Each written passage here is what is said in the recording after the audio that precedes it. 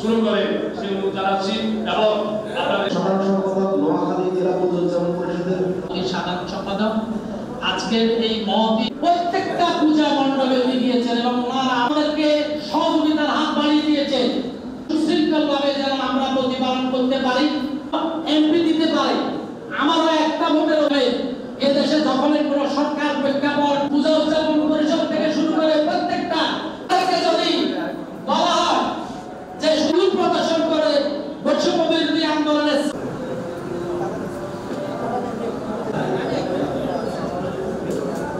আমরা শান্তিপূর্ণ ধর্ম পালন করি।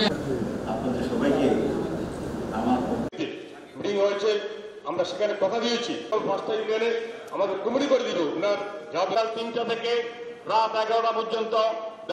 আমি মনে করি তাদের দায়িত্ব সবচেয়ে বেশি। আমাদের এখানে আমি জানি না আমাদের শান্তি কিভাবে নেবে।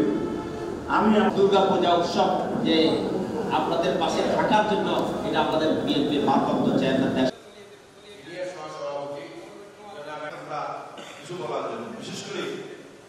আমাকে বলবে বলছে আমার প্রিয় নেতা আজকে